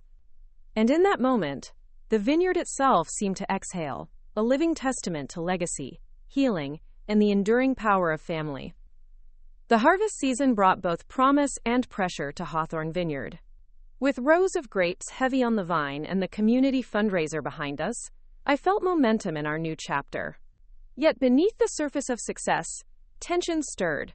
Unexpected shortages, market fluctuations, and whispers of jealousy among rival wineries. In the early hours of a crisp September dawn, I found a hastily scrawled note pinned to the farmhouse door. "Your legacy will rot like your grapes if you don't heed the warning." My heart pounded as I read and reread the message. Anxiety and resolve wove together, damning my sense of security, yet igniting a fierce determination. Who could be behind this threat? A competitor resentful of our resurgence? A crooked supplier? Or someone within, uncertain of the new guard's leadership? I quickly assembled Clara, Father, and Gabriella in the dining room. As the morning sun rose, casting long shadows across our family table, I laid out the situation. "We have a threat," I began, voice steady though my pulse raced. "And we must protect our harvest, both the physical grapes and the reputation we've rebuilt." Father rose, his wide shoulders bearing the weight of generations. "We'll increase security. Patrols through the vineyard at night. Install cameras at critical access points." Mother nodded, eyes steely. "And we'll alert workers. Any unusual activity, no matter how small, report immediately." Gabriella's eyes flashed. "I'll leverage my connections to ensure our supply chain is airtight. No tainted batches." Clara tapped her pen. "I'll draft non-disclosure agreements and conduct an internal review of all personnel. Any past grievances? Unusual purchases of farm chemicals, equipment movements." We sprang into action. By midday, security lights glowed along the trellises, and an off-duty vineyard hand patrolled the perimeter. Cameras were installed atop tall poles near the Sycamore Hideaway and the East Wing. Workers carried walkie-talkies, reporting in hourly. The vineyard felt alive with vigilance. That afternoon, I walked the fields with Julia, Marianne's nurse. Though intimidated by her sharp instincts, I valued her perspective. She listened as I described the threat. "Someone intended to frighten you," she said softly, "but I suspect they want more. They could try to sabotage a barrel or spike a tasting event." Her words chilled me. A plan formed in my mind. We would host an emergency tasting in the barn cellar tonight, announcing a special Harvest Reserve release, while conducting a covert inventory of all barrels. If anything were tampered with, we'd catch it. As dusk fell, the barn cellar was lit by flickering lanterns. Parents, workers, and community members gathered for the impromptu event. Bowls of nuts and cheeses lined the table, alongside rows of glassware. Patrons murmured with excitement, unaware of the danger beneath the celebration. I moved through the crowd, greeting guests with a warm smile that masked my vigilance. With each pour, I watched employees tag barrels, lab staff, production assistants, and even Julia herself. All labels were scanned and cross-checked against the morning's inventory. The first round, vibrant young Syrah, elicited delighted murmurs. No one seemed suspicious. The second, a velvety Merlot, passed inspection without incident. Finally, I approached the Harvest Reserve barrels, extracted just hours ago. My pulse raced as I took the first sip. Smooth, robust, nothing amiss. A cheer rose, and relief flooded me, then a shout from the cellar entrance. "Miss Hawthorne, you need to see this." I hurried toward the commotion to find one of the workers holding up a broken wine thief, a tool used to sample barrels, its handle snapped clean. And next to it, on the ground, a single leather glove embroidered with the vineyard's crest, Marianne's special edition. Silence fell. I clenched the glove, its familiar texture cold in my hand. The symbolism was clear. The saboteur knew our inside symbols, our unique markers. This was personal. Julia stepped forward, face solemn. "They're escalating." I looked around at the gathered crowd. Friends, family, allies. Tonight, our unity would be tested once more. But as I raised the glove and spoke, my voice rang clear in the cellar's hush. This vineyard, and our family, will not be broken by threats or sabotage. Whoever you are, know that every vine, every barrel, and every person here stands together. We will protect our legacy. Quote, a ripple of applause greeted me, and cameras captured the moment. Social media posts ready to flood the network with images of solidarity. The saboteur's weapon had become our rallying banner. As laughter and music resumed, a sense of defiance coursed through me. I knew the real work, finding the culprit, lay ahead. But in that moment, standing before my community under the watchful eyes of my family and friends, I realized that threats could only strengthen our bond. Tomorrow, the investigation would intensify, but tonight we celebrated resilience, unity, and an unbreakable legacy, our vineyard's true harvest. The dawn after our impromptu Harvest Reserve tasting brought a crisp tension. The threat in the cellar still hung heavy like morning fog. I awoke early, resolve steeling my nerves. The first order of business would be to comb through security footage from the cellar event and the prior night's patrols.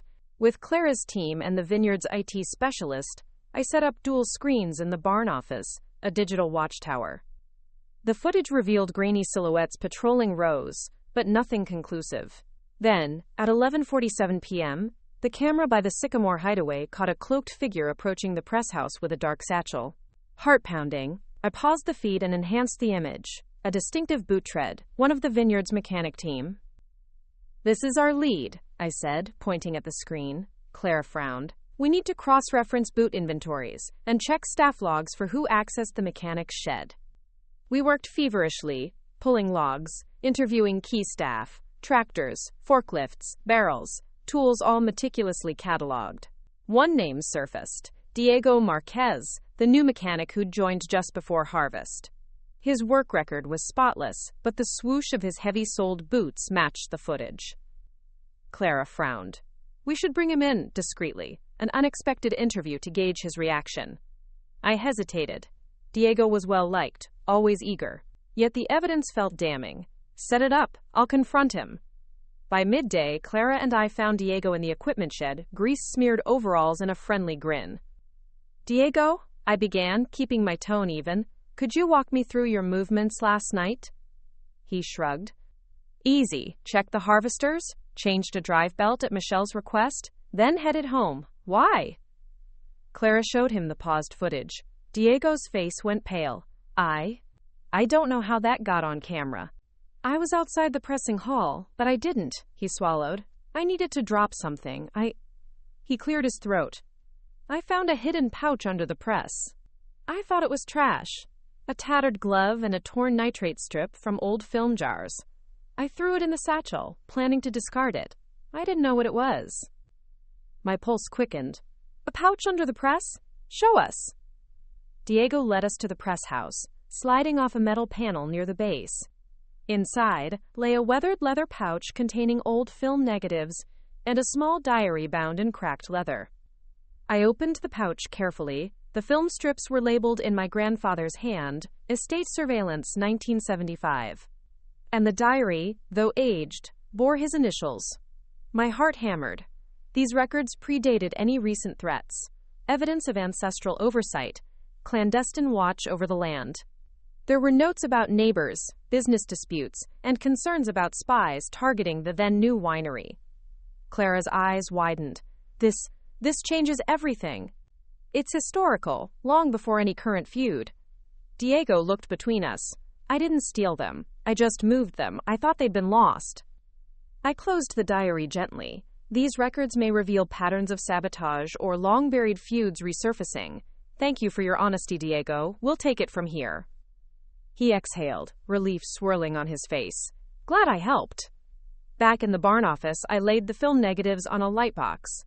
One by one, I held them up, grainy images of my grandfather walking the vineyard at night, comparing the Sycamore Hideaway, the press house, even shadowy figures near the east wing. Next to each was a date: 1975, 1980, 1985. The diary entries detailed his fear of industrial espionage, competitors bribing workers to plant rogue bacteria, sabotage barrels. The threats we faced were echoes of those past schemes. I sank into my chair. "We've been repeating history, Clara. Someone revived these tactics, likely studying these same records." She frowned, reading a diary entry. "He mentions a secret ledger hidden in an oak post in the barn, codenamed Project Nemesis. If we find it, we might locate the blueprint for yesterday's sabotage." I felt both excitement and dread. Another treasure hunt, this time for dangerous knowledge. "Let's find it," I said, "before history repeats itself again." We grabbed flashlights and headed to the barn. The oak post stood sturdy at the corner. I traced the grain, recalling childhood carvings. Near ground level, beneath a subtle notch, was a metal latch, slick with age. I pressed it. The panel swung open, revealing a narrow compartment. Inside lay a leather-bound ledger titled Hawthorne Secrets for Eyes of Trustee. My breath caught as I opened it. The pages were filled with names, dates, and clandestine notes about land acquisitions, hidden agreements, and a warning of a rival family bent on destroying us. Clara's voice was reverent. This is the key. We'll need to decipher these entries and trace any living connections. As I scanned the ledger, a name jumped out at me. Emerson and Company Contact, Harold Emerson, Outreach 1985. Emerson and Company was the small wine broker that collapsed a decade ago. Harold Emerson, a bitter adversary of my grandfather's. If Emerson's descendants still held a grudge, they could be orchestrating the threats now. My pulse quickened. We need to find Harold Emerson's family, if they're alive and capable of renewing old vendettas. Clara nodded, already pulling up genealogical records on her laptop. I'll cross-reference with the Regional Association. Whoever they are, they've re-emerged in 1975, and now again today. A fresh breeze rattled the barn doors. I felt the weight of generations in my hands. In the shadows, the ledger's secrets held both threat and salvation. We were no longer merely protecting the vineyard. We were guardians of a legacy that extended beyond inheritance, a legacy of vigilance and resilience. As Clara worked, I leaned back and whispered to the empty barn, "Grandfather, I understand now, and I won't let history destroy us." Outside, the vineyard lay poised for sunset, vines shimmering with dew. The final battle was coming, but this time, we had the map. The morning sun rose over Hawthorne Vineyard, with a promise of finality. Today we would confront the legacy of betrayal, and lay to rest the brotherhood of vendettas that had haunted my grandfather's era and now threatened our future. I awakened before dawn, the weight of the ledger heavy in my satchel. Tonight, the vineyard would celebrate its new season, and its resilience. But first we had to close the circle.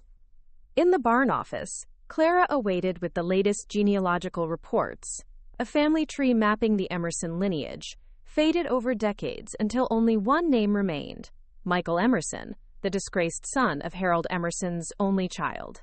Michael was living in a neighboring county under a different name, his bitterness preserved in old legal filings. "You have his address?" I asked, voice steady. Clara nodded. "He lives at Maplewood Estate, a dilapidated property rumored to be bankrupt. His phone is unlisted. He resurfaces only when threatened with foreclosure." I exhaled, adrenaline coursing. "Then we'll go today. Before tonight's harvest banquet, we need a face-to-face." Mother, father, and Gabriella joined us, each bracing for one final confrontation. Together, we drove the winding roads to Maplewood. The estate emerged through mist, a crumbling mansion with boarded windows and overgrown gardens, a ghost of ambitions long since decayed. We parked discreetly, and I led the group to the front. Father knocked. The door creaked open, revealing a gaunt man with hollow eyes. He regarded us warily. "Michael Emerson?" I said. "I'm Delilah Hawthorne. We have unfinished business." He hesitated, then stepped aside. Inside, peeling wallpaper and dusty chandeliers bore witness to faded grandeur. Michael sat at a cluttered desk piled with foreclosure notices. "What do you want?" he rasped. I placed the ledger before him, its leather cover worn but intact. "Read this." He opened it, brow furrowing as he scanned the pages. "This is my grandfather's work." Mother stepped forward. He intended for it to stay secret. Claims, deals, and betrayals from decades past. But now it's in our hands, and it confirms your family's role in sabotage. Michael's face darkened. "My family always paid a price for success. They were ruined, and I've been trying to reclaim what was stolen." Gabriella joined him. "We understand loss, but you're destroying more than profit. You're attacking families, workers, and legacies. It ends now." I spoke gently. "We don't want to hurt you. We want to heal. Our vineyard's success is meant to be shared. We can offer you a partnership. Invest in our future, join our board, and channel your grievances into stewardship, not sabotage."